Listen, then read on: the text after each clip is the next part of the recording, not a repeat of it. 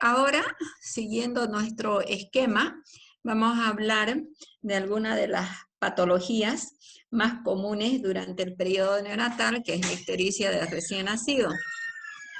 Nosotros debemos tomar en cuenta que todas las patologías que estamos avanzando son las patologías más frecuentes y las que nosotros tenemos en nuestra sala de neonatología del hospital y por la cual también las madres acuden a buscar una atención.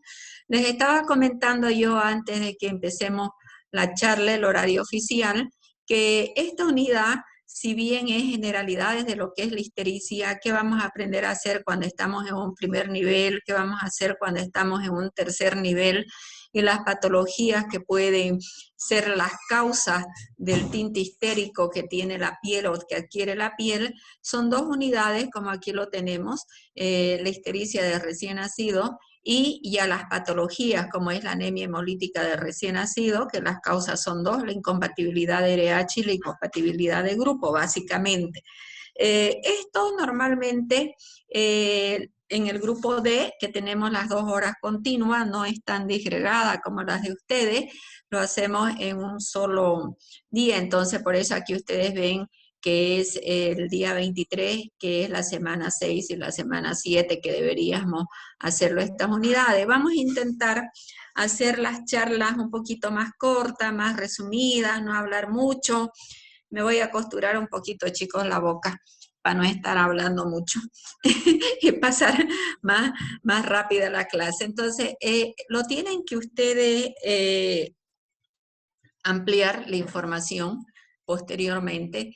Es una patología muy fácil, muy frecuente. Se lo considera como uno de los fenómenos clínicos que lo vemos frecuentemente en el periodo neonatal y que la gran mayoría de las veces estos pacientes no necesitan internación. Y si necesitan internación, es un tratamiento simple, la fototerapia. Muy rara vez se lleva la sanguinotransfusión, a no ser que se trate de una incompatibilidad RH con niveles de bilirrubina bastante altos. Entonces, ¿qué es lo que nosotros queremos y debemos aprender el día de hoy? Lo mismo, evaluar, decidir y actuar. Y dentro de eso evaluar, vamos a evaluar los factores de riesgo, vamos a ver la parte clínica, cómo nosotros evaluamos la clínica y los laboratorios. Entonces,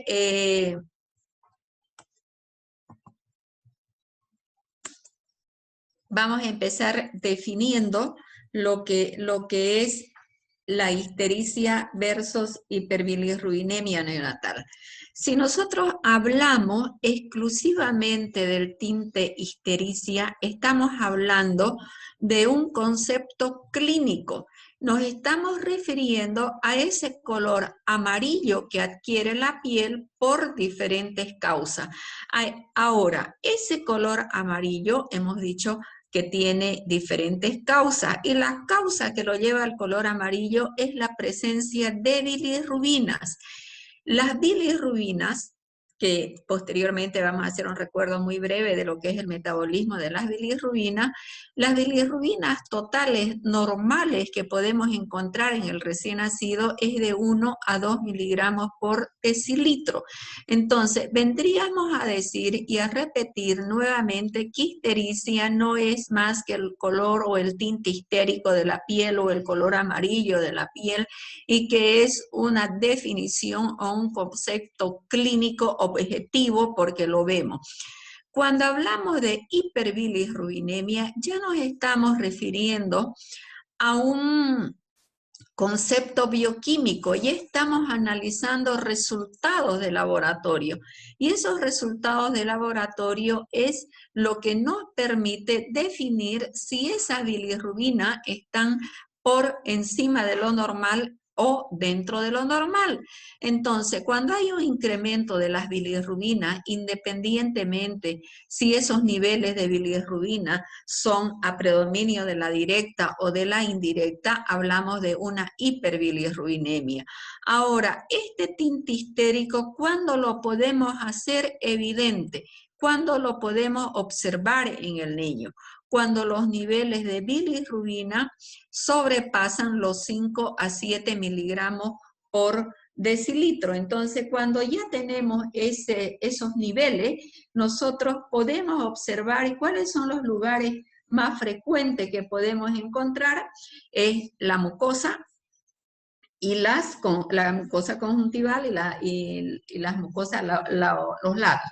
Entonces, hay otra cosa que también es importante, que deberíamos decir que este tinte histérico en la gran mayoría de los niños, a pesar que en las personas adultas todo tinte histérico se lo considera patológico, en el periodo neonatal en más del 90% se presenta en la primera semana de vida y lo consideramos como una histericia fisiológica. Pero no olvidarnos también, les vuelvo a repetir, que la presencia de un tinte histérico en un adulto, en un niño, es considerado patológico. Entonces decíamos nosotros al inicio que es uno de los signos clínicos más frecuentes. Entonces, si consideramos la edad gestacional del recién nacido, vamos a encontrar que los recién nacidos pretérminos, el 80% de ellas cursan o desarrollan una histericia, y en los recién nacidos a término el 40 a 60% cursan la histericia. Vamos a hacer un breve recuerdo de lo que es el metabolismo de la bilirrubina. ¿Qué es lo que pasa en el periodo fetal? ¿Qué es lo que pasa en el nacimiento y en el adulto?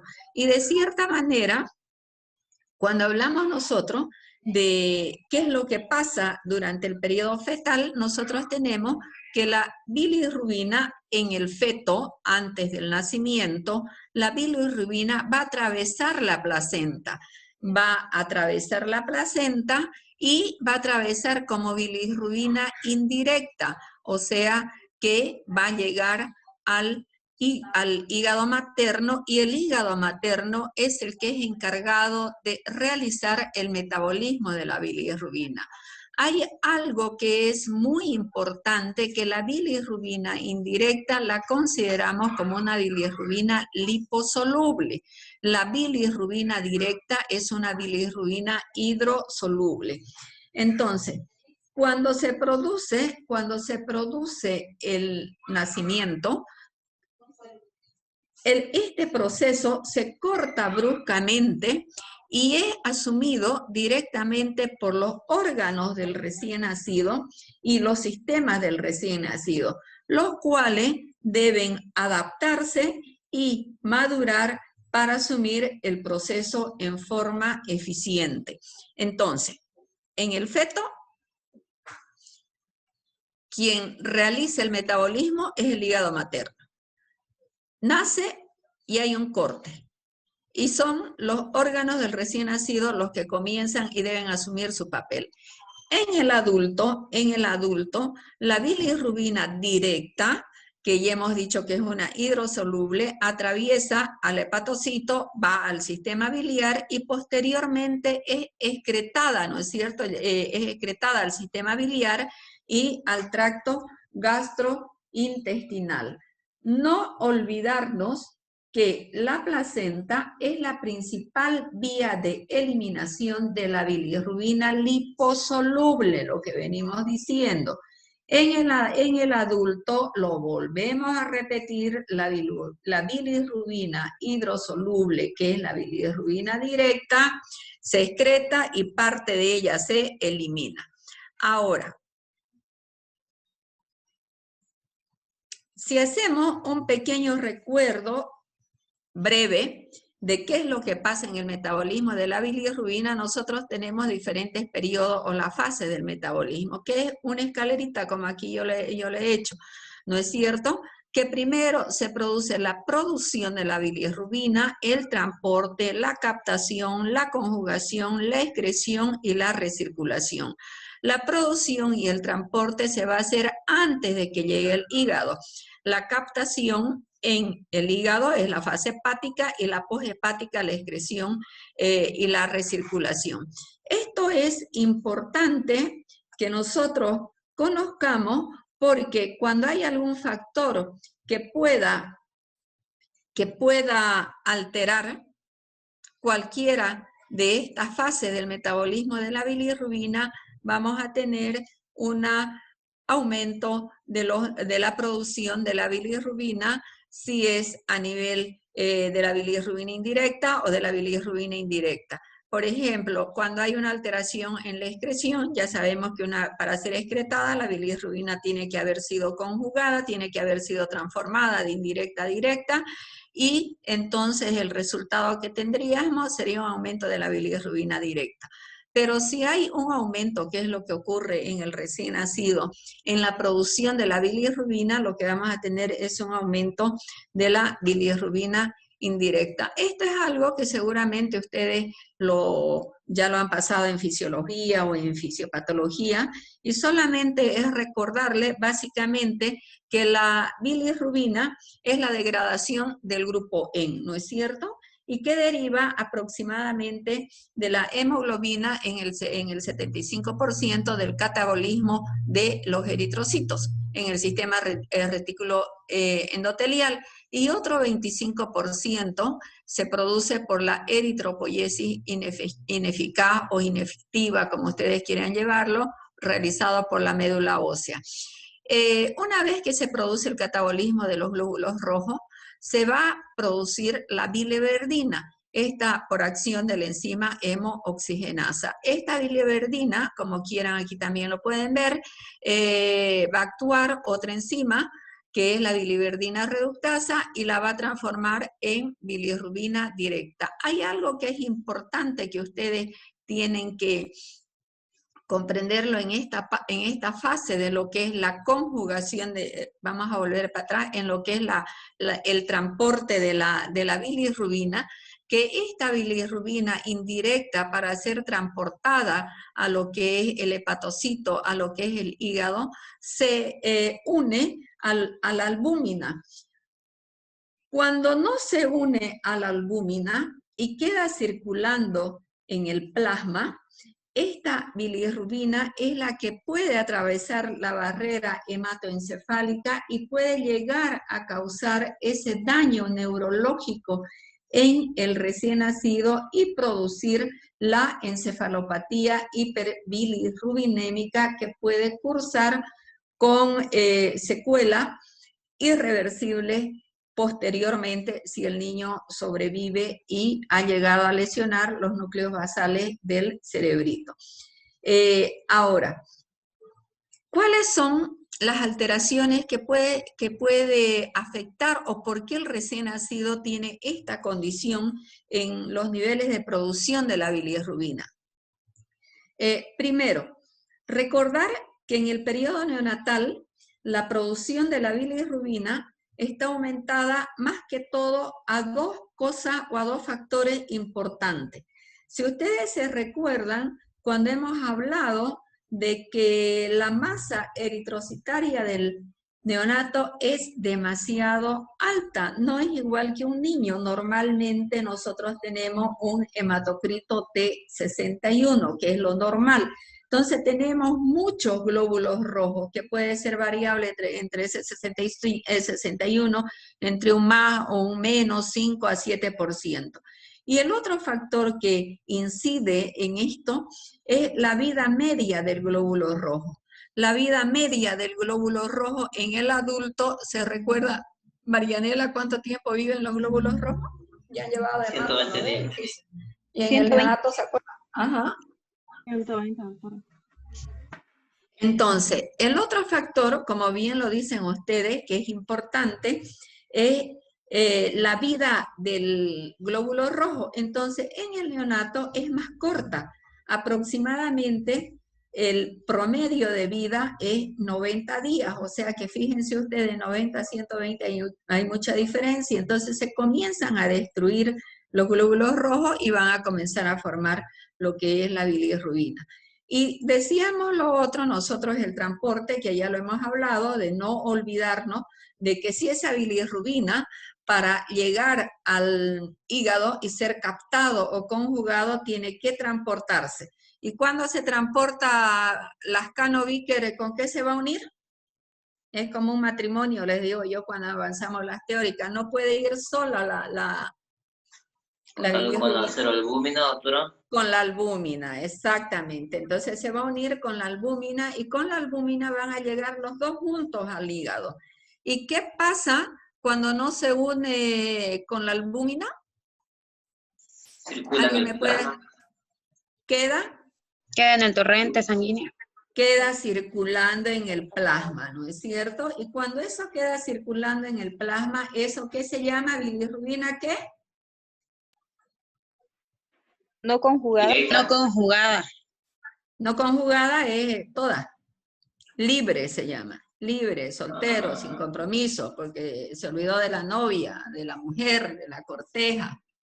¿No es cierto? Así más o menos para que... Entonces, esa bilirrubina que queda circulando en el plasma se llama bilirrubina no conjugada libre. Y esa es la que puede atravesar la barrera hematoencefálica y producir daño. Luego, una vez llega ya a la fase hepática, llega al hígado y se producen los otros dos factores, que es la captación y la conjugación. La bilirrubina en la captación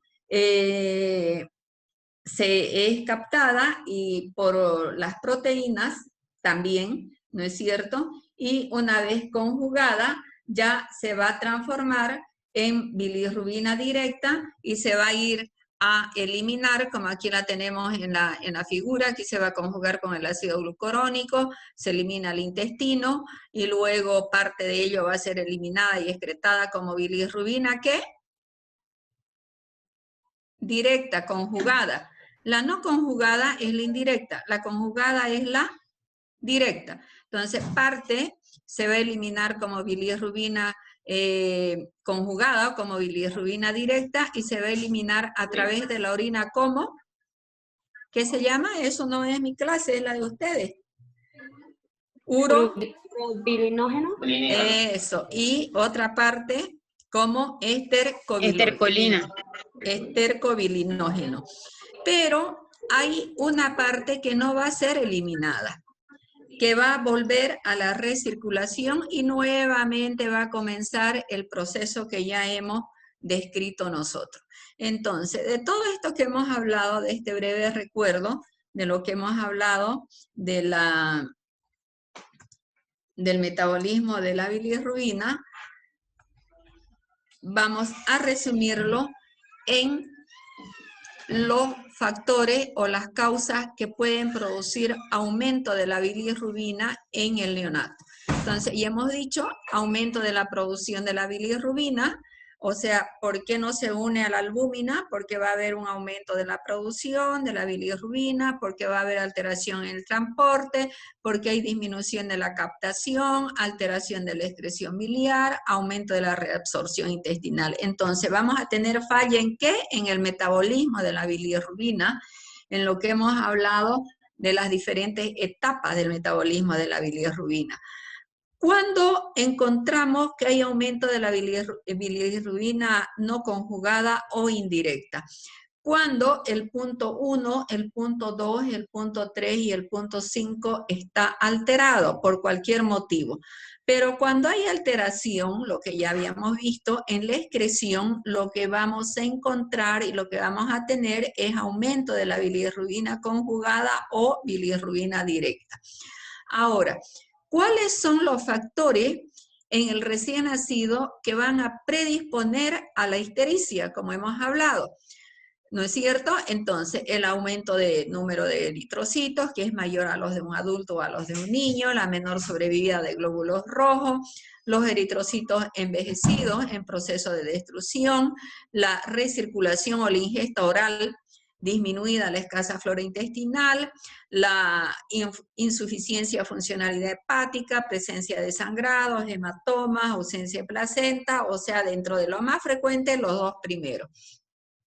Ahora, una vez que nosotros sabemos qué significa o cómo definimos, lo más importante de la clase es la ictericia, cómo definimos la hiperbilirrubinemia, por qué se produce en el recién nacido, ahora vamos a aprender a clasificar. Y vamos a hacer una clasificación, la que más se usa. la que existe en todos los libros, en todas las bibliografías que ustedes lean. La clasificación grande, de donde partimos, hemos dicho nosotros que una de las causas es la fisiológica, ¿no es cierto? Y que también en el adulto todas son patológicas. Entonces, en el recién nacido clasificamos la histericia o la hiperbilirrubinemia como fisiológica y como patológica. Son esas dos grandes clasificaciones. Entonces, en cada recién nacido que tiene tinte histérico, lo primero que yo debo evaluar y debo clasificar o debo decidir, mejor dicho, es si es una histericia fisiológica o si es una patológica. Y para eso tengo que considerar estos factores que los tenemos acá. Entonces, para ser fisiológica no tiene que tener ningún otro síntoma. El síntoma principal y el único es la histericia. El tiempo de duración de ese tinte histérico no debe sobrepasar en el recién nacido a término más de una semana y en el pretérmino más de 2 semanas. Lo más importante es el tiempo de aparición. Posteriormente a esto, vamos a ver otra clasificación que es de acuerdo al tiempo de aparición. Entonces, debemos tomar en cuenta que la histericia fisiológica aparece entre el 2º y 7º día de vida. Cuando hablamos de la historia clínica, de la enfermedad actual y cómo nosotros debemos hacer y describir y hacer el relato cronológico de los síntomas, les decía yo que en el recién nacido lo importante es ver la sintomatología, el tiempo de aparición. Aquí entonces, entre el 2º y 7º día es una histericia fisiológica, lo más probable, lo más probable. Acuérdense también que siempre hablamos que la medicina es la ciencia de las probabilidades, ¿no es cierto? Que no es una ciencia exacta. Ahora, si nosotros consideramos que una de las causas de la presencia de la histericia es la lactancia materna, que hay algunas que lo vamos a ver posteriormente, también debemos recordar que los niveles, para considerarlo una histericia fisiológica, los niveles séricos de bilirrubina total, cuando hacemos el análisis del cuadro clínico, no hablamos de las bilirrubinas fraccionadas, sino hablamos de las bilirrubinas totales. Entonces, cuando hay el incremento, cuando está alimentado con lactancia artificial, con sucedáneos de leche, la bilirrubina no debe superar más de 13 miligramos. Y cuando está alimentado con lactancia materna, hasta 17 miligramos. En el recién nacido pretérmino, los niveles de bilirrubina esperado en la lactancia artificial es 15 miligramos. En el monitoreo y en el seguimiento diario que hacemos para ver el tipo de evolución, vamos a pedir los controles de niveles séricos de bilirrubina y esos controles vamos a calcular que no debe aumentar más de 5 miligramos por decilitro en las 24 horas. Si cumple todos estos requisitos cuando nosotros hacemos el análisis, estamos hablando de una histericia o una hiperbilirrubinemia fisiológica. ¿En qué vamos a definir nosotros, ya hemos dicho, ¿no es cierto?, el término de histericia y hiperbilirrubina, lo vengo repitiendo. Si nosotros vamos a definir estos parámetros de niveles séricos de bilirrubina, ya estamos hablando de una hiperbilirrubinemia y no de una histericia. Y la patológica es cuando tenemos el tinte histérico durante las primeras 24 horas o después de los 7 días. Entonces, todo tinte histérico lo más probable que aparece antes de las 24 horas o después de los 7 días, ya podemos poner nuestra hipótesis diagnóstica, que es una ictericia patológica interrogada. Cuando planteamos la hipótesis diagnóstica, ahí vamos a solicitar los exámenes complementarios que nos van a permitir confirmar o descartar esta patología. Cuando las bilirrubinas totales aumentan más de 5 miligramos por decilitro al día, cuando la bilirrubina directa, aquí ya estamos hablando directa, es mayor a 2 miligramos o más del 20% de la bilirrubina total, y la total es mayor a 15 miligramos. Decíamos, nosotros esta clasificación también es muy importante porque aquí tomamos en cuenta el tiempo de la aparición. La gran mayoría de los autores hablan de una ictericia precoz y de una ictericia tardía.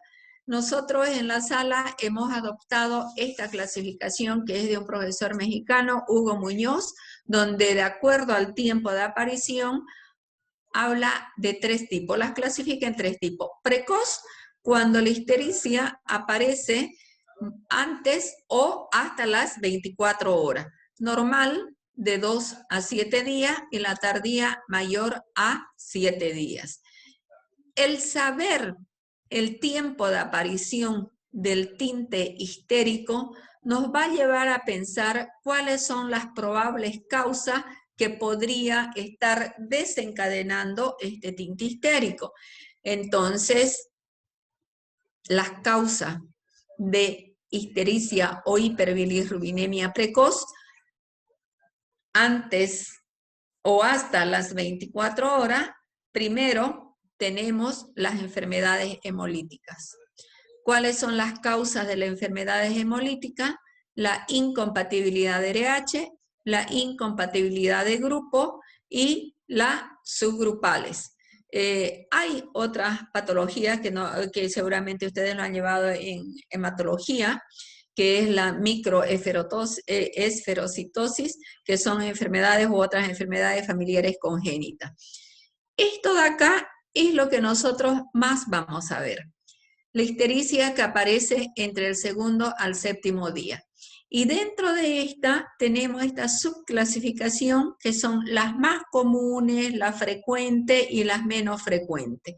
Dentro de las más comunes o muy común es la ictericia fisiológica y la lactancia materna.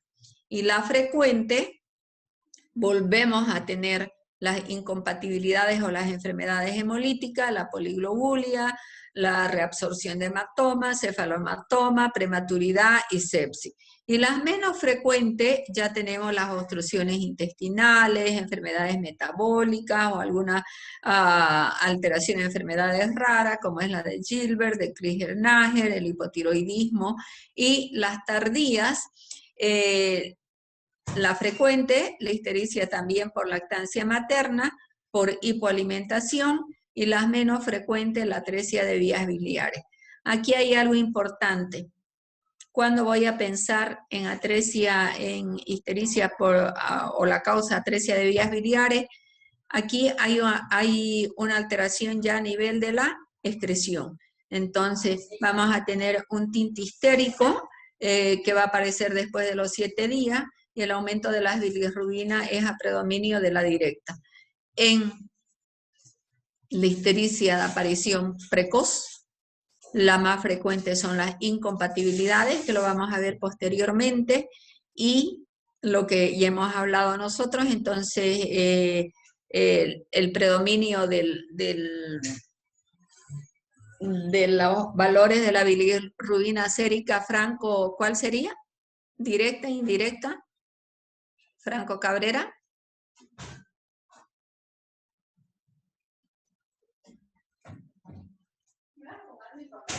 Franco, ¿quién me contesta? ¿De 1 a 2, doctora? Perdón, Cristian. ¿De 1 a 2 miligramos? No estamos hablando de valores, sino cuál estaría incrementada. Aquí les he dicho que aquí cuando el tinte histérico aparece después de los 7 días y yo estoy pensando en una atresia de vías biliares, lo que me va a hacer el diagnóstico es el aumento de las bilirrubinas a predominio de la directa. Este es el otro extremo. Es una histericia precoz. Es una enfermedad hemolítica. Doctora, ¿sería que esté elevado la directa? Ya La que hay... indirecta, la indirecta. Ya lo hemos hablado entre causas más frecuentes. ¿Cuándo se va a elevar la directa? Cuando hay alteración en la excreción. Es la única fase. Las otras todas son a predominio de la bilirrubina indirecta. Ahora, clínicamente, ¿cómo yo voy a valorar o evaluar la clínica del paciente? Nosotros evaluamos en la sala bajo 2 conceptos, la extensión y la intensidad. La extensión es qué parte o qué regiones del cuerpo está con ese tinte histérico que estamos hablando. A estas zonas de extensión se las denomina Kramer o zonas de Kramer o regiones. Nosotros hablamos de Kramer y para ustedes es Kramer. Entonces, el Kramer, el cuerpo lo divide en 5 segmentos. El primer segmento o Kramer 1 es la cabeza, el cuello y llega hasta el cuello, hasta los hombros. Entonces, tenemos nosotros histericia de cabeza y cuello. El Kramer 2, como ustedes lo están viendo, aquí igual ustedes lo van a repetir esta charla un poquito más rápido en lo que es el continuo de la vida. Entonces el Kramer 2 tenemos nosotros como punto de referencia el ombligo. Entonces cuando llega al ombligo y a las muñecas estamos hablando de un Kramer o zona 2. Cuando hablamos de un Kramer 3 o zona 3, el tinte histérico va a llegar hasta la rodilla. El Kramer 4 va a comprometer todo el cuerpo excepto la palma y la planta de los pies. Cuando el tinte histérico abarca todo el cuerpo, incluyendo la palma y la planta de los pies, estamos hablando de un Kramer 5. Vale la pena resaltar que el tinte histérico no aparece de la noche a la mañana, no aparece con un Kramer 5-4. La manera de aparecer el tinte histérico es cefalocaudal, es decir, que primero se va a teñir, si vale el término, la mucosa, la conjuntiva, la cara, el cuello y luego va a ir abarcando las otras regiones. Ahora, ¿para qué nos sirve saber el Kramer? Nos sirve para 2 cosas. Si estamos en un primer nivel, más o menos tener el valor aproximado de los niveles de bilirrubina, aproximado, y cuál es la conducta que vamos a realizar y dónde lo vamos a atender. Siempre dependiendo, obviamente, de los días de vida también que tiene el paciente. No es igual que tenga un neonato de 12 horas de vida con un Kramer 3 que un neonato de 5 días de vida con un Kramer 3. Las conductas son diferentes y voy a pensar de manera diferente. Entonces, si tomamos en cuenta los niveles de bilirrubina en relación al Kramer, aquí tenemos, en los libros van a encontrar ustedes variantes, rango, siempre hay rango. Aquí intento darle yo el promedio y una manera fácil de hacerlo, además esto está en el continuo de la vida, lo que antes era en la YEPI neonatal. Y aquí hablamos de la regla de los 3. Entonces, hemos dicho, si se recuerdan ustedes al inicio, que el tinte histérico, para que lo podamos percibir, tiene que tener unos niveles aproximados de bilirrubina entre 5 y 7, promedio 6. Entonces, para que yo vea que ese niño está amarillo y la mamá venga y me diga, doctora, lo veo que mi niño, sus ojitos están amarillos, si ya se hace visible, entonces yo voy a suponer que si le doso las bilirrubinas séricas totales, no estamos hablando todavía de la fraccionada, es aproximadamente 6 miligramos. Esto de acá va a ir incrementándose. Por cada zona, región o Kramer va a aumentar 3. Entonces, hasta el Kramer 2 va a llegar a 9, hasta el Kramer 3 a 12, hasta el Kramer 4 a 15 y así sucesivamente a 18. Esto es un promedio, tiene un rango de variabilidad. Nosotros hemos visto en el hospital que llegan con niveles de bilirrubina de 40, incluso hubo un caso de 52. Entonces, esto es para que nosotros tomemos en cuenta en el supuesto caso de que estemos en un centro de primer nivel y no tengamos laboratorio para dosar. Debemos considerar que a veces existe variabilidades o variables a la clínica, que nos hace ver al niño menos histérico de lo que realmente está o más histérico de lo que realmente está. Esto hay que tomarlo muy en cuenta. Por ejemplo, la histericia precoz da la impresión como que si estuviera menos histérico en relación a los niveles de bilirrubina cuando lo dosamos. La poliglobulia, la piel morena, es más difícil de percibir el tinte histérico, y la fototerapia. Entonces, cuando nosotros estamos examinando a un paciente, lo primero que debemos hacer es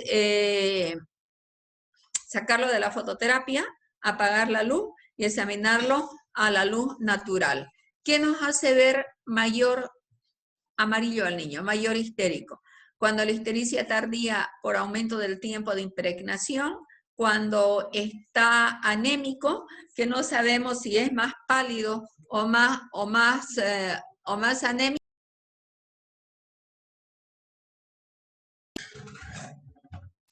Perdón. Entonces, cuando es más pálido, también nos es difícil distinguir si es anémico o si está amarillo. En los niños de piel blanca, cuando son prematuros, cuando lo examinamos, como hemos dicho, a nivel de la luz artificial o el medio ambiente donde nos encontramos.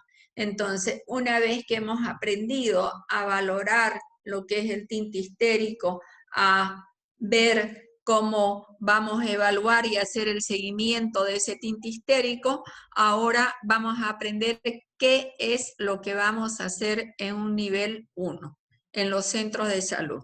Cuando una madre llega y nos dice que tiene un niño con un tinte histérico. Al evaluarlo, al realizar el examen físico, nosotros observamos que está con un Kramer 3, y el Kramer 3 es hasta la rodilla. En el continuo de la vida, que es la norma de la atención clínica del paciente desde que nace hasta que fallece, vamos a decir así, en los primeros niveles, que eso es parte del tercer temario y que ustedes lo exponen, que lo vamos a hacer con exposiciones tercero y cuarto, parcial. El continuo de la vida nos enseña ¿qué? A 3 cosas: a evaluar, a clasificar y a tratar. Lo que nosotros en mi sala estamos diciendo: evaluar, decidir y actuar.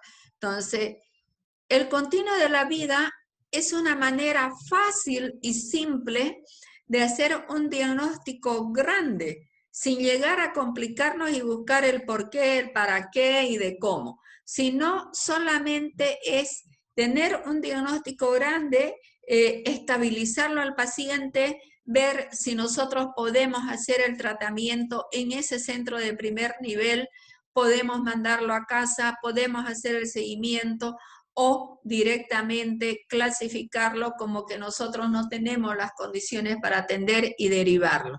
Entonces, en el continuo de la vida hacemos 2 clasificaciones: la histericia y la histericia grave. Entonces, ¿cuáles son los signos que vamos a evaluar? El tinte histérico. Y ya hemos dicho, si un tinte histérico está entre el Kramer 1, el Kramer 2 y hasta la zona 3, y tiene uno de estos síntomas o hematoma, o por último no tiene ningún signo más, no tiene signos graves de que signifique una histericia grave, se lo clasifica, clasificar como es como la hipótesis diagnóstica que hablamos nosotros, o como el decidir. Entonces, como histericia.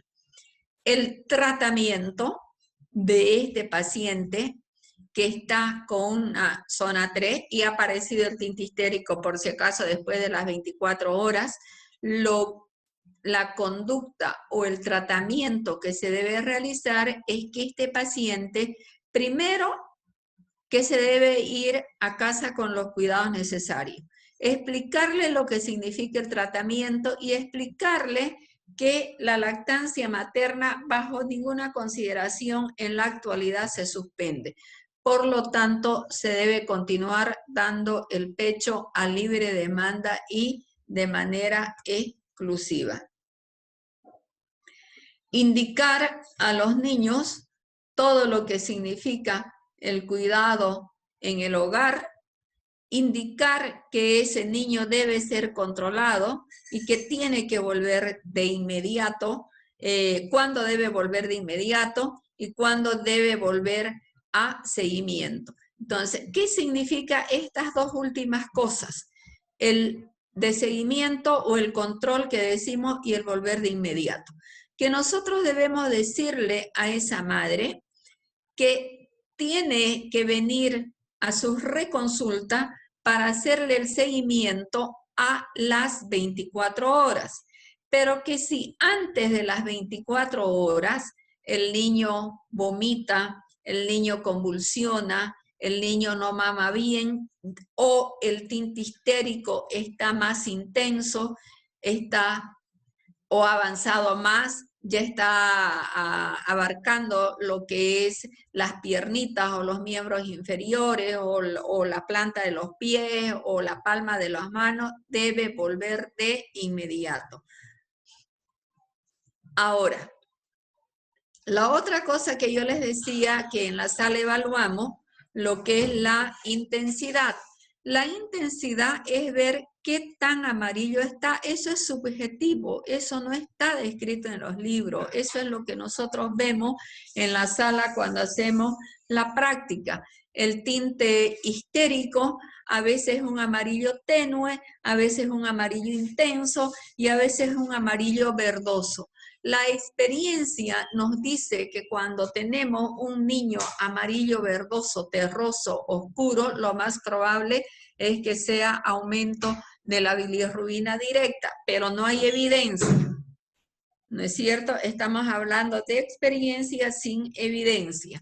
Entonces, cuando decíamos nosotros de la clasificación de la histericia, y hablamos en primer nivel de histericia, en terceros y segundos niveles hablamos de hiperbilirrubinemia. Esa es otra cosa que no nos tenemos que olvidar, porque si ustedes se fijan en lo que estamos hablando ahorita de histericia, no tocamos para nada los niveles séricos de bilirrubina. Cuando hablamos de tercer nivel es con niveles séricos de bilirrubina. Entonces, ya hemos aprendido a clasificar una histericia. Ya hemos aprendido a tratar una histericia. ¿Qué es histericia? Lo único que vamos a hacer es observarlo y mandarlo a control o a reconsulta a las 24 horas. Pero, ¿qué pasa cuando ese paciente al otro día que ha vuelto a las 24 horas ya no estaba con un Kramer 3? La evolución fue desfavorable. Aumentó la intensidad y aumentó la extensión. Y lo encontramos con un Kramer o zona 4 o más de 4. Y además, en el interrogatorio, que ya ahora hemos tenido tiempo y lo hemos hecho bien, hemos visto que la histericia apareció antes de las 24 horas, que ya les expliqué, ustedes tienen que saber hacer una historia clínica, o que tiene un antecedente de una probable asfixia perinatal, que recibió reanimación, que no lloró, no respiró, que no hizo deposiciones, que no orinó, que está letárgico, irritable, cualquiera de estos signos que tiene, y si pesa menor a 2.500 de 35 semanas o menos, este paciente debe ser referido. Este paciente lo debemos catalogar como ictericia grave. No sé si ustedes, como les he dicho yo, el continuo de la vida es una normativa que se avanza en todas las materias. Nos enseña a tratar a todos desde la neumonía, al niño, al grande, al adulto, al adolescente, a la mujer, en lo que es el primer nivel, el segundo nivel y tercer nivel, que ya es la parte que hacemos ya la parte profunda, ¿no es cierto?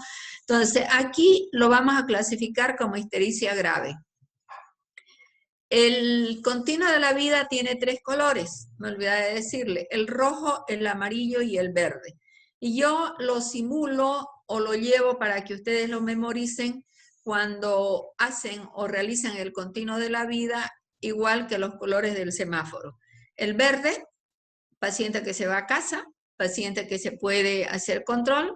En amarillo, que esté en riesgo, que de repente lo vamos a observar dentro de nuestra institución. Y el rojo, paciente grave, paciente que debe referirse.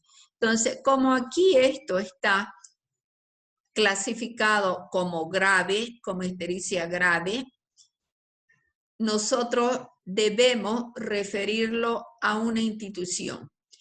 Y esa referencia para también el primer día de clase hemos hablado de lo que es referencia, contrarreferencia y transferencia, ¿no es cierto? Entonces, si referimos de un nivel inferior a uno superior, tenemos que cumplir las normas de estabilización y transporte. Y en el recién nacido hay que prevenir la hipoglicemia, y para prevenir la hipoglicemia debemos aplicarle una destroza al 10% a 12 microgotas por minuto. ¿Qué quiere decir esto? Que debemos poner una vía central o una vía periférica, porque si no, si es que no le damos el flujo de glucosa necesario, que ya hemos hablado y lo venimos repitiendo, en el recién nacido a términos de 4 a 6 miligramos por kilo por minuto, y en el pretérmino, dependiendo de los días de vida, pero en lo general, pasado las 48 horas, es de 6 a 8. Prevenir, entonces, ¿cómo prevenimos la hipoglicemia? Venoclisis, destroza al 10%. ¿Cómo prevenimos la hipotermia? Calentándolo al bebé. ¿Cómo calentamos al bebé? En una incubadora, ¿no es cierto? En una incubadora. Si no tenemos esa incubadora de transporte, podemos ponerlo en una cunita bien abrigado. Si no tenemos la cuna, y se puede colocarlo el contacto piel a piel, que se llama mamá canguro o interno canguro, por decirles así, pero que el niño tenga recién nacido contacto piel a piel. Mantener las vías respiratorias permeables, oxigenación adecuada, eso quiere decir que tenemos que medir nosotros la saturación, tratar de que sature por encima de 88, y si está con una saturación baja, obviamente colocarle el apoyo de oxigenoterapia, verificar que las vías respiratorias estén permeables y que el personal siempre tiene que ir con un personal de apoyo, y ese personal de apoyo que tenga la capacidad de realizar una reanimación, o sea, que sepa lo que es las maniobras de reanimación neonatal. Y otra cosa muy importante es que nunca lo que hacíamos, el ejemplo la anterior vez, al paciente lo debe mandar con la madre. Siempre debe ir en una ambulancia, es lo ideal, o además de la ambulancia acompañado con un personal de salud que sepa lo que es el manejo del paciente grave, de las normas de transporte, o en cualquier, si no hay condiciones o no hay ambulancia, mandarlo, pero siempre con apoyo del personal de salud. La otra cosa en lo que es las normas de transporte es hablar de la hoja de referencia. La hoja de referencia debe realizarse lo más precisa y lo más concreta que sea, y todo paciente debe ir con la impresión diagnóstica, qué es lo que han pensado ustedes, qué es lo que han hecho, y además, previo a llevarlo a un hospital de tercer nivel, primero tienen que verificar si hay espacio para esperarlo al paciente y darle una atención con calidad. Ahora, ¿qué hacemos cuando ese paciente de un primer nivel nos llega a tercer nivel? Primero, plantearnos que ya probablemente no sea una ictericia fisiológica, que si no los están derivando es porque tiene un problema. Entonces, y que puede ser una ictericia patológica. Entonces, una vez hacemos la historia clínica, elaboramos todos los datos, evaluamos, ahí decidimos que es una ictericia patológica y actuamos. Lo primero, laboratorio. Inmediatamente llega, evalúo al paciente, decido que es una ictericia o planteo la hipótesis diagnóstica que es una ictericia patológica y solicito laboratorio.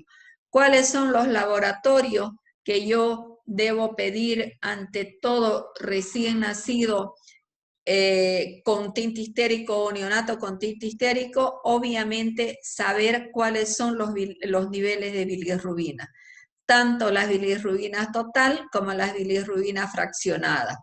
Pedir un hemograma y dentro del hemograma lo que voy a evaluar es el hematocrito y la hemoglobina y la hemoglobina corpuscular media. Este hematocrito y hemoglobina, si nosotros pensamos que ese tinte histérico, como un ejemplo, por ejemplo, el niño tiene 12 horas de vida, está con un Kramer 3, yo estoy pensando que la causa es una enfermedad hemolítica, obviamente que estoy pensando que es por una destrucción de glóbulos rojos y lo que voy a encontrar en el hemograma es una anemia, ¿no es cierto? ¿No es cierto? Por eso se llama anemia hemolítica, un hematocrito y una hemoglobina baja.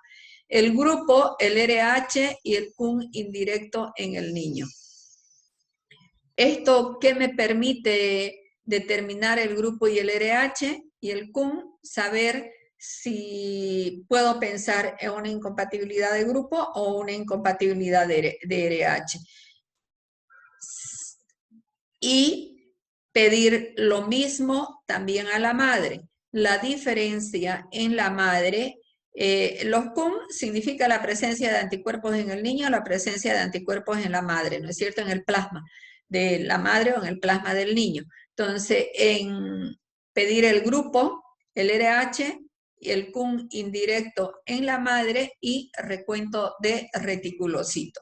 ¿Por qué? Porque estamos hablando, y aquí con esto estamos pensando que lo primero que debemos pensar o plantear la hipótesis diagnóstica en una ictericia patológica son las más comunes, descartando ya la fisiológica que hemos dicho que eran las más frecuentes o las más comunes, pensando en confirmar o descartar una incompatibilidad de grupo o una incompatibilidad de RH. ¿Cuál es el tratamiento de manera general en lo que es la ictericia, independientemente de si es por incompatibilidad de grupo, si es por incompatibilidad de RH o si es por lactancia materna? El tratamiento de fototerapia, luminoterapia y de sanguinotransfusión. El mecanismo de acción de la luminoterapia son dos: la fotoisomerización y la fotooxidación. ¿Y qué es lo que hace la sanguinotransfusión o el recambio, lo que estamos, que es lo que directamente hace es remover los anticuerpos? Entonces, la fotooxidación es la destrucción física de la bilirrubina en producto más pequeño para ser excretado, y la fotoisomerización es la vía principal de la excreción. Entonces, la bilirrubina permanece igual, pero con distinta conformación espacial, y la sanguinotransfusión, ya hemos dicho que remueve los anticuerpos, corrige la anemia y sustrae la bilirrubina intramuscular. Existe tratamiento medicamentoso, que son muy raras veces de utilizarlo, como las protoporfirinas, el fenobarbital, el agaricarbón, la inmunoglobulina y la albúmina, que muy raras veces se lo llega a utilizar, y estas son las acciones o el mecanismo de acción de cada uno de ellos.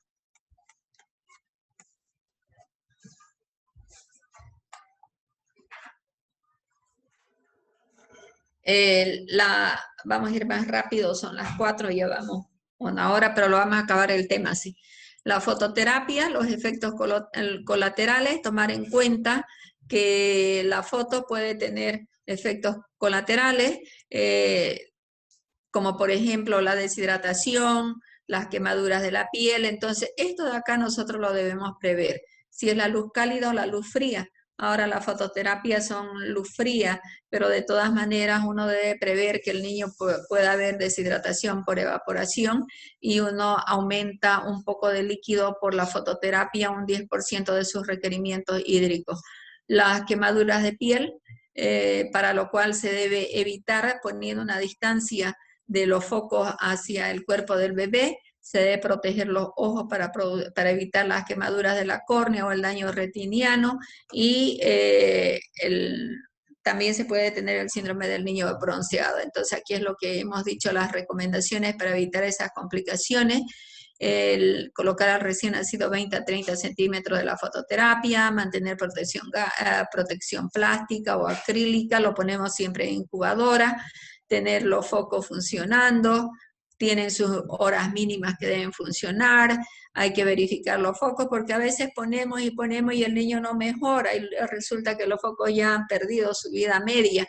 Continuar la fototerapia no es contraindicación de alimentación, se lo debe alimentar, la protección ocular y lo que habíamos dicho, el incrementar de los líquidos para evitar las pérdidas, el aumento de las pérdidas insensibles. ¿Cuáles son las guías que utilizamos ahora en la actualidad? Utilizamos las tablas de Butani, esto es lo que manejamos actualmente en la sala, esto ya es el tratamiento.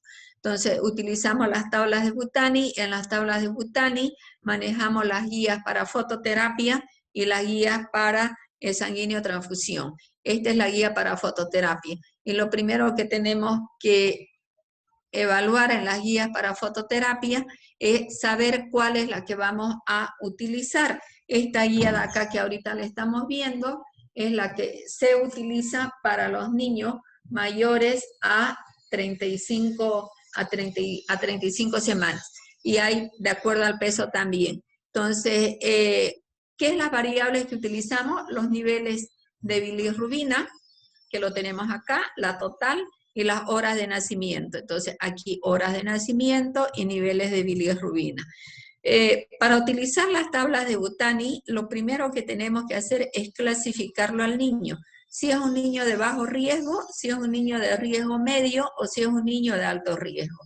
El niño de bajo riesgo es mayor o igual a 38 semanas y está completamente sano. El de riesgo medio es aquel que tiene mayor o igual a 38 semanas, pero que tiene ya factores de riesgo, o 35 a 37 semanas y sano. Y el que lo consideramos de alto riesgo es aquel que tiene 35 a 37 semanas o menos y factores de riesgo. Ahora, utilizamos nosotros esta línea, esta guía, y nosotros vemos acá 3 líneas. La línea de bajo riesgo, que es la celeste, aquí véanlo, síganme aquí. Entonces, ¿qué quiere decir? Que si yo veo las horas de vida que tiene, vamos a suponer que tiene 24 horas de vida, que tiene, aquí es el nacimiento, 24 horas de vida, y veo sus niveles de bilirrubina. Si no tiene ningún factor de riesgo y tiene bilirrubina a las 24 horas de 10, el punto de encuentro, y si está por encima de la línea que yo he elegido, que lo he catalogado, lo he evaluado como bajo riesgo, todo lo que cae por encima de la línea que va a ir a fototerapia. Entonces, a más alto riesgo, menores niveles de bilirrubina para ir a fototerapia. Y aquí tenemos ya los factores de riesgo que hablábamos acá: enfermedad hemolítica, ABO, RH, cuando hay letargia, cuando hay prematurez, aquí les decía yo 35 a 37 semanas, pero también en los prematuros, otras causas de hemólisis, cuando hay asfixia, acidosis, sepsis, inestabilidad térmica.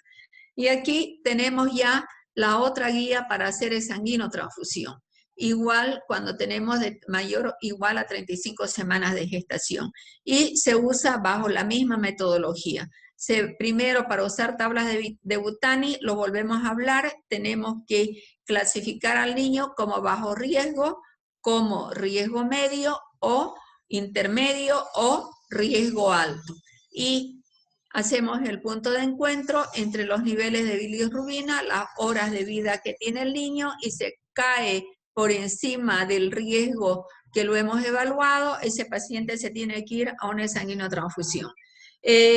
Todas las guías, ustedes tienen que fijarse en el extremo superior derecho, ahí está el peso y a quién debe aplicarse. No es la misma guía, son variadas las guías. Esta, por ejemplo, está de 1.500 a 2.000 gramos, y aquí ya tenemos para los niños de riesgo alto, de riesgo bajo, para sanguinotransfusión y para fototerapia. Aquí tenemos otra guía de 1.250 a 1.500. Entonces, esto nosotros, llega el paciente histérico, evaluamos la edad gestacional y de acuerdo a la edad gestacional buscamos la guía en la cual nosotros nos debemos manejar. En algunas literaturas o algunos libros que ustedes vean van a encontrar el manejo de acuerdo a la edad cronológica y a las horas de vida que tiene y los niveles de bilirrubina. Nosotros no manejamos esto, pero de cierta manera consideramos que todo niño mayor o igual a 72 horas, que tenga mayor o igual a 25 miligramos de bilirrubina por decilitro, debe ser el paciente sanguinado. Aquí tienen otra tabla, y el manejo de la fototerapia y de la sanguinotransfusión hay bastante. Lo vuelvo a repetir. Neonatología, tablas de Butani. La gran mayoría de los países utiliza tablas de Butani. Antes de las tablas de Butani se manejaba esta tabla que estamos viendo acá. Si el niño es sano, si el niño es enfermo. Solamente es para mostrarle que hay diversidad de maneras de manejar. Hablábamos ya de la fototerapia, ahora de la sanguinotransfusión. ¿Cuántos tipos de sanguinotransfusión hay? Dos, la precoz y la tardía. La sanguinotransfusión precoz es cuando ya yo sé que el paciente tiene un factor de riesgo, que la madre es un RH negativo, que el niño es un RH positivo y que tiene un riesgo para realizar una hemólisis y presentar una anemia hemolítica. Yo, en el momento de recibirlo al niño, debo tomar sangre de cordón, y si esa sangre de cordón, la hemoglobina está menor a 12 miligramos, debo ir a una sanguíneo precoz. Cuando la bilirrubina total está más de 4 miligramos, cuando hay aumento de la bilirrubina más de 0,5 a 1 miligramo por decilitro por hora, en el caso de que acá me haya salido en la bilirrubina de cordón 3, pero le he pedido un control y a nació y a las 4 horas me sale 6. Calculo esos 6 miligramos y divido entre las horas y veo el incremento, y si ese incremento está mayor de 0,5 a 1 miligramo, va a ir a una sanguíneo precoz. Y la sanguíneo tardía, ya hemos hablado que nosotros no utilizamos estas tablas y que nos basamos en las tablas de Butani.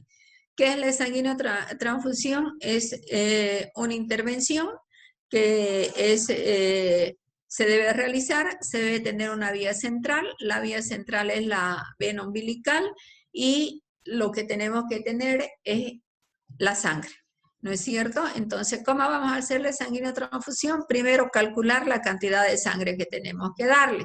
La cantidad de sangre que se calcula, esta es la fórmula, y lo más simple es calcular 2 volemias por kilo. Tomando en cuenta que la volemia del recién nacido son 80 ml, entonces el cálculo sería 160 ml. Si pesa 2 kilos, va a ser 320 ml la cantidad que yo voy a sanguinar.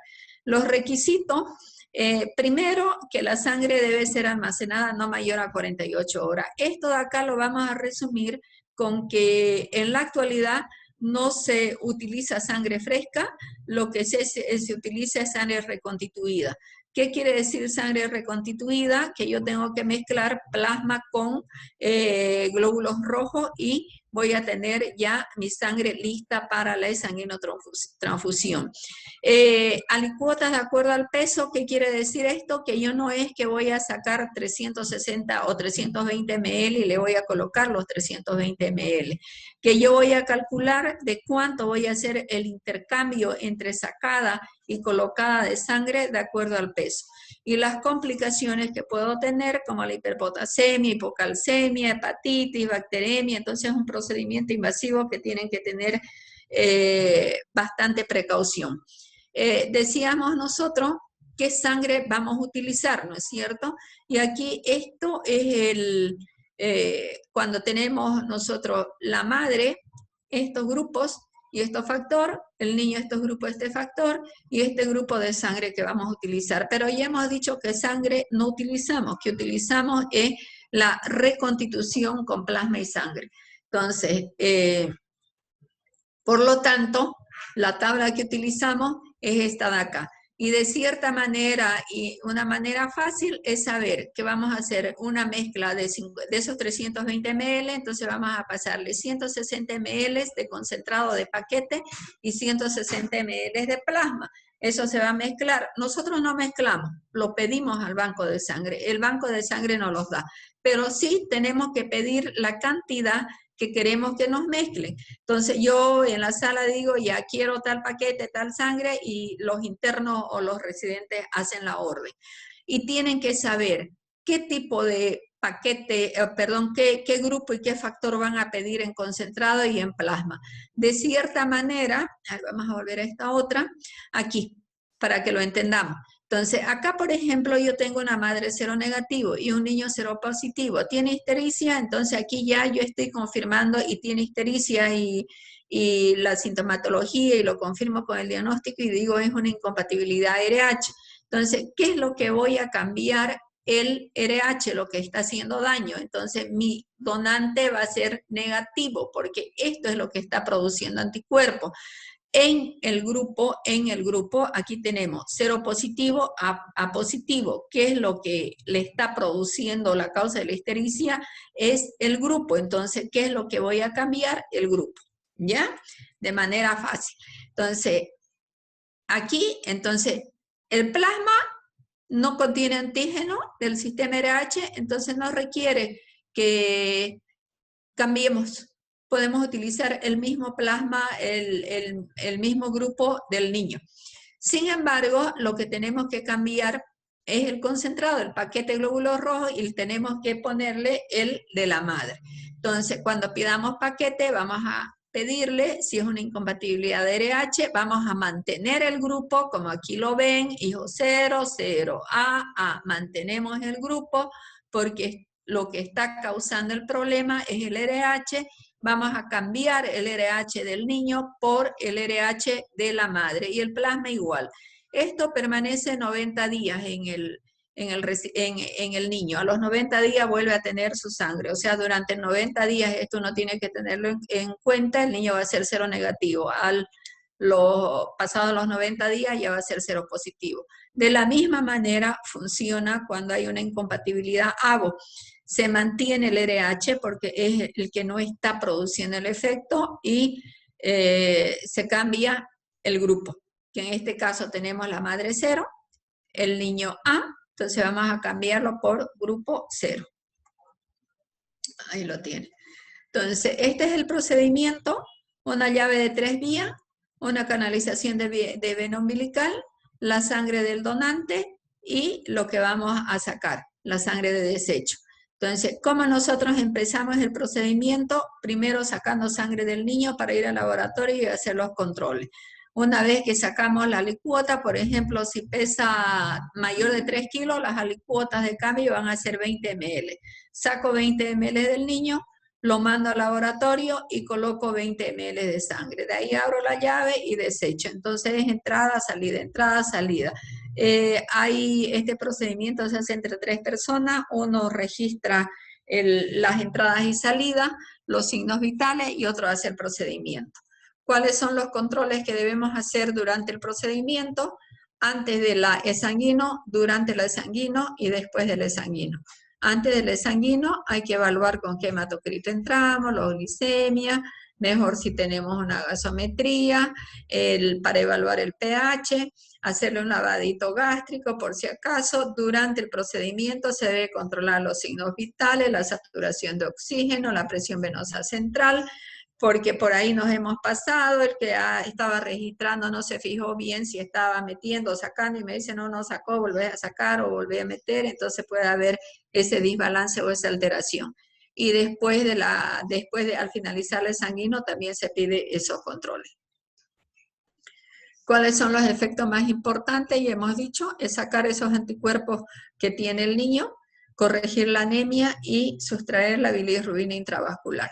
Ahora vamos a entrar al otro tema, que es la enfermedad hemolítica del recién nacido.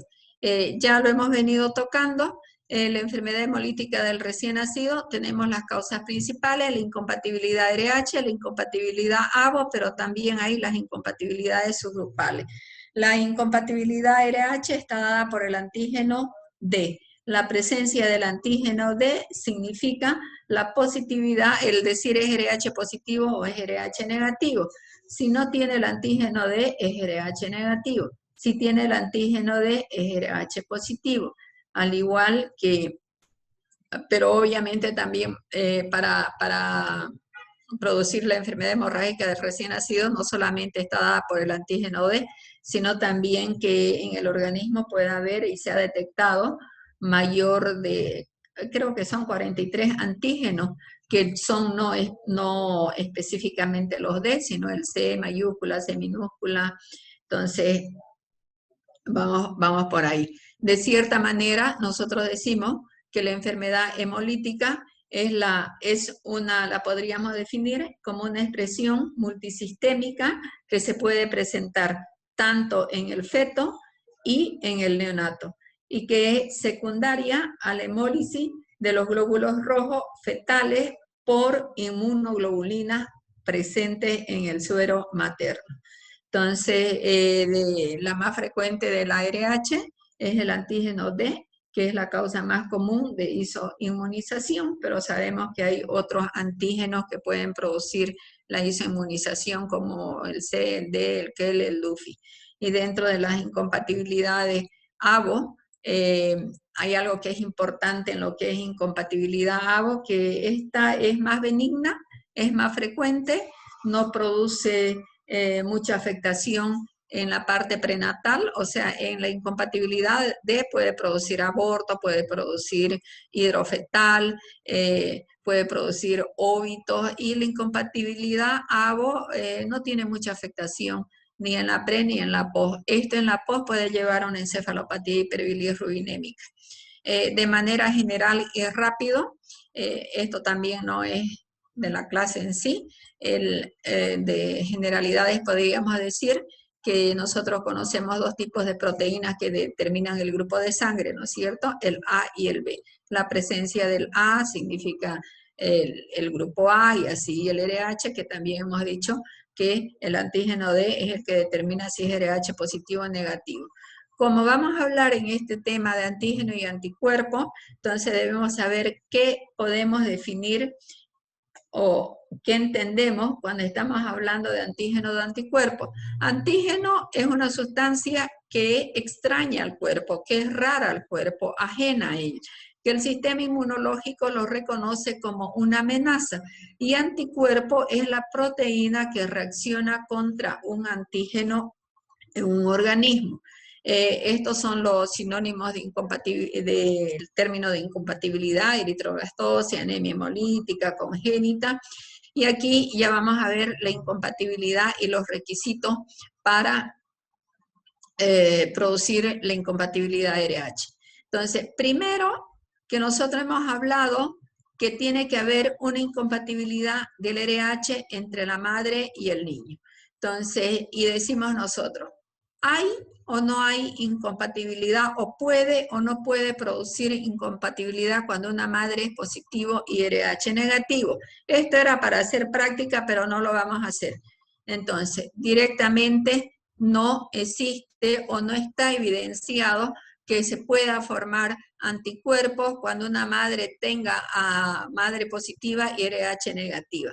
Entonces, directamente nosotros decimos la incompatibilidad del sistema RH como causa básica es que la madre sea RH negativa y el producto RH positivo. Que haya habido una hemorragia transplacentaria para que haya habido ese intercambio de sangre feto-materno y haya pasado los antígenos del niño y forme los anticuerpos en la madre para que posteriormente produzca la hemólisis del grupo. Que tenga la capacidad inmunogénica del antígeno de formar los anticuerpos y la reactividad del sistema inmunocompetente materno.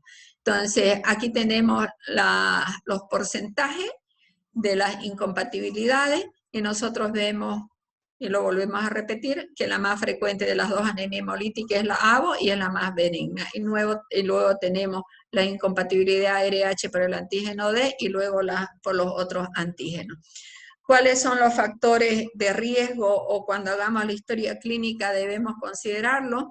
Podemos preguntar sobre procesos fisiológicos, maternos, patológicos o iatrogénicos que hayan permitido el paso de sangre fetal a la madre, como son las transfusiones, cuando se hacen procedimientos invasivos como la amniocentesis, cuando ha habido un parto, aborto espontáneo, transfusiones de sangre materna. Ahora, ¿tiene relación el volumen sanguíneo transfundido? Sí, se ha visto que sí tiene relación para que haya una respuesta inmunológica. Se habla de que un ml de volumen tiene el 15% de sensibilidad para inmunizar a la paciente. Cuando nosotros pedimos los anticuerpos y pedimos, decíamos nosotros en la madre, vamos a pedir, ¿no es cierto? Y si tenemos una paciente inmunizada y la vamos a considerar inmunizada cuando los resultados son 1 mayor a 1 en 32. Entonces, ¿cuáles son los factores que reducen la posibilidad de inmunización? Esto es lo bueno, que no toda madre RH negativa e hijo RH positivo va a desarrollar una incompatibilidad. Primero, que tiene que haber respuesta inmunológica deprimida en la embarazada. Luego, que tiene que haber la otra cosa, que si tenemos nosotros, que puede ser que exista una incompatibilidad de RH y una incompatibilidad ABO, cuando existe ambas, la incompatibilidad ABO disminuye la carga antigénica del RHD, entonces de la incompatibilidad por RH o del antígeno D, entonces es más benigna.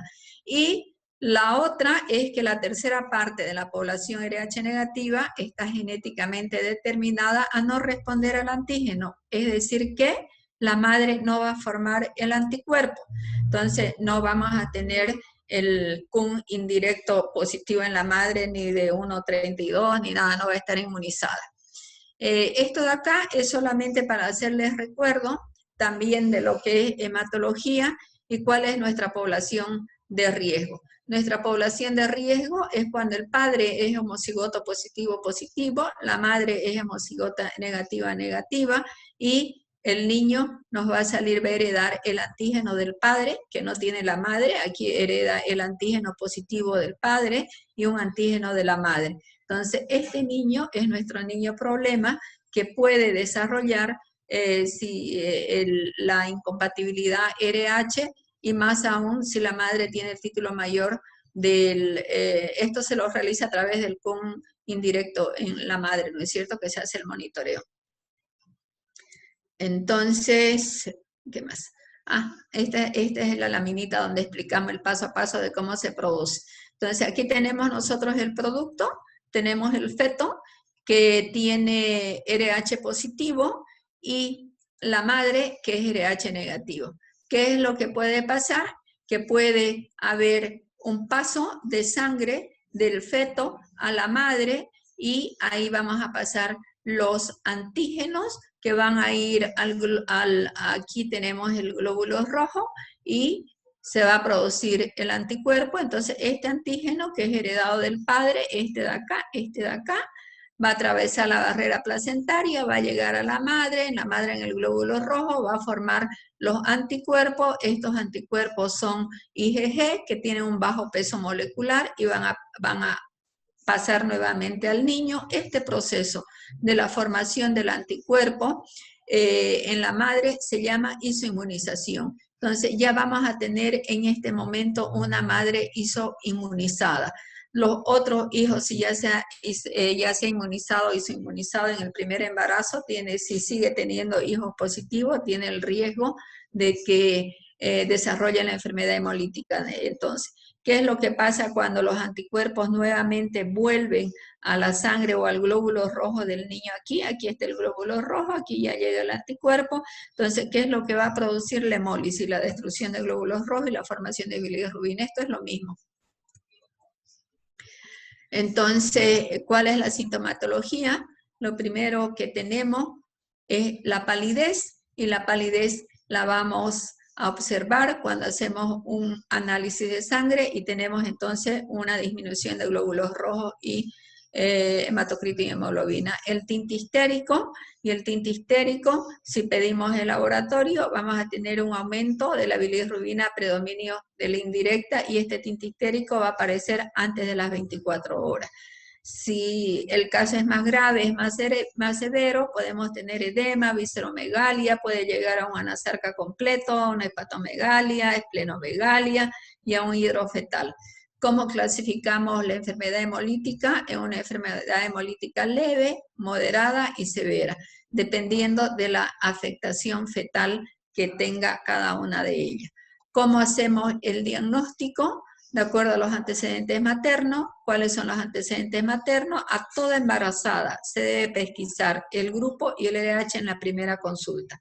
Evaluar si ha tenido embarazos previos con RH positivo, evaluar si ya está sensibilizada. ¿Cómo hacemos esa evaluación de si está sensibilizada? Ya lo hemos dicho, se pide el CUM indirecto en la madre y se debe hacer el seguimiento y si ha tenido abortos o embarazos.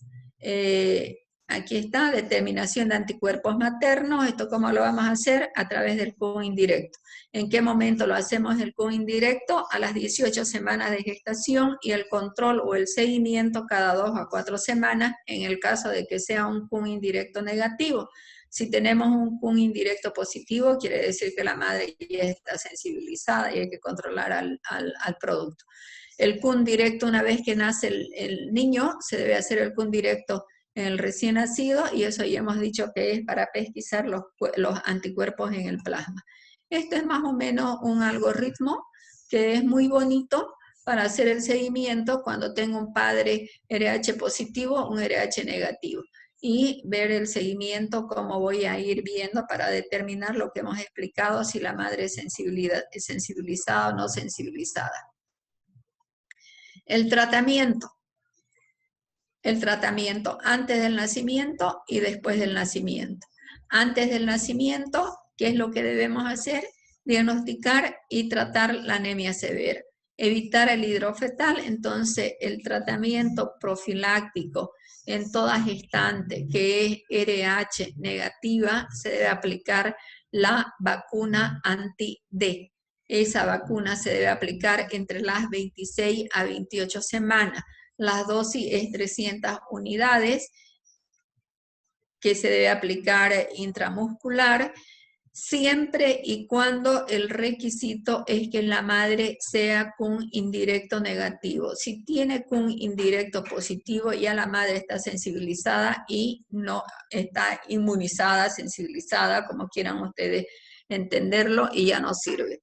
Después del nacimiento, antes de las 72 horas, nace el niño, tenemos estos antecedentes que la madre es negativa, y el niño hacemos el grupo y es positivo, debemos aplicar antes de las 72 horas a la madre que también no esté sensibilizada a la vacuna, 250 a 300 unidades. Después de las 72 horas existe la evidencia que ya no tiene ningún efecto, ya la madre ya está sensibilizada, ya ha formado los anticuerpos. Entonces, antes de las 72 horas con CUM indirecto negativo. CUM indirecto positivo en la madre no sirve. ¿Qué es lo que esperamos con él? Entonces, el tratamiento profiláctico es en la madre, ¿no es cierto? En la madre, antes del nacimiento y después del nacimiento para los posteriores. ¿Qué es lo que esperamos? Evitar que el niño desarrolle una encefalopatía hiperbilirrubinémica y suprimir la formación de anticuerpos en la madre. La incompatibilidad ABO es igual y el mismo proceso de la incompatibilidad RH con una diferencia. Que primero, para ver una incompatibilidad ABO, la madre tiene que tener 0. Al tener 0, está demostrado que todas las madres 0 tienen anticuerpos preformados anti-A o anti-B. Por eso es lo que es más frecuente. O sea, ya hay anticuerpos preformados en el suero de la madre. O sea, que no necesita la madre formar anticuerpos. Esos anticuerpos pueden ser inmunoglobulina tipo G. Vale la pena aquí resaltar en esta lámina que la primera que se forma en la RH es la IgG y es la que atraviesa en el primer hijo porque el peso molecular es más pequeño. La IgM, el peso molecular es más alto. Entonces, por eso la incompatibilidad RH se llama la incompatibilidad del segundo hijo.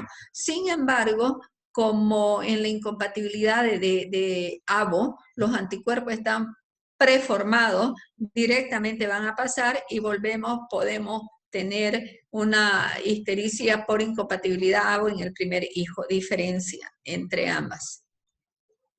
La fisiológica, que ya lo hemos hablado, y es un repasito de las características que hemos hablado en las primeras láminas cuando hacíamos la diferencia entre fisiológica y patológica. Solamente recordar que los factores que favorecen la ictericia fisiológica, el aumento de la producción de la bilirrubina, la disminución en la captación y conjugación por inmadurez de la glucuroniltransferasa, aumento de la reabsorción, que también ya lo hemos hablado, del ayuno y de la reabsorción.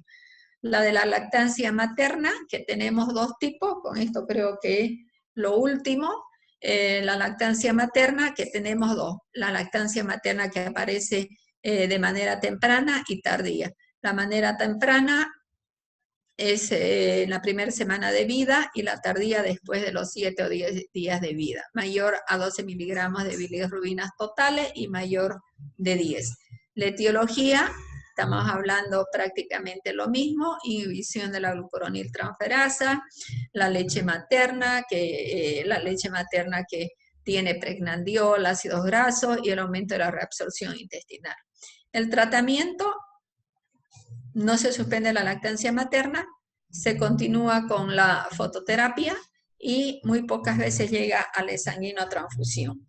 Entonces, muy raro es que necesiten algún tipo de intervención. Y finalmente, lo que no queremos, lo que queremos prevenir, la encefalopatía hiperbilirrubinémica, que antes se conocía como kerníctero. ¿Por qué está dado? Porque la bilirrubina indirecta no se ha unido a la albúmina y ha quedado circulando en el plasma. Al quedar circulando en el plasma, atraviesa la barrera hematoencefálica, va a ir y va a impregnar a los núcleos basales, al hipocampo y al tronco, y va a producir un cuadro clínico irreversible con secuelas neurológicas graves y un cuadro anatomopatológico que es conocido con el nombre de kerníctero. Estoy en clase, Lizzy, le hablo después. Luego tenemos que la encefalopatía aguda la clasificamos en 3 fases. Primera fase, segunda fase, tercera fase, dependiendo de los días de vida que tiene y dependiendo de la clínica. Entonces, en la primera fase, ahí hay estupor, hipotonía, succión débil.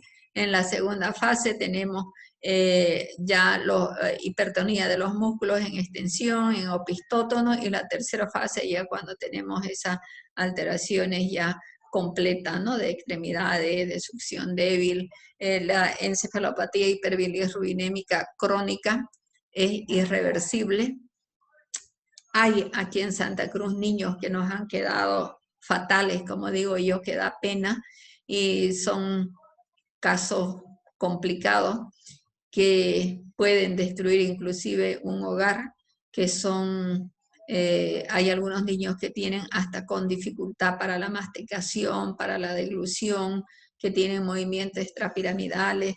Entonces, esto es el llegar a tener un niño con encefalopatía hiperbilirubinémica, de verdad es muy complicado y el problema es demasiado serio, necesita una rehabilitación, quizás tratamiento de apoyo psicológico, fisioterapia.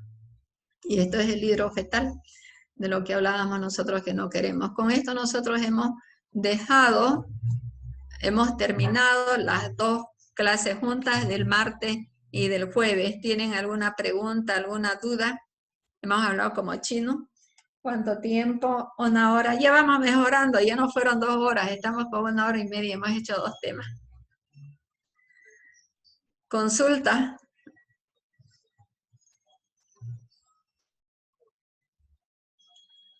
¿Alguna consulta, chicos?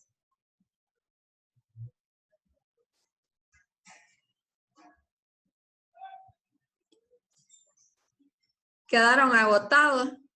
Lía. Yo quedé dolorida, no me están viendo porque no la conecté mi cámara de la espalda, estoy haciendo fisioterapia. Sí, doctora.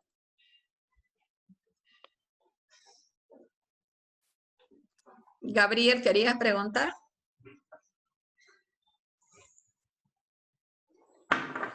Bueno, en vista de que ninguno quiere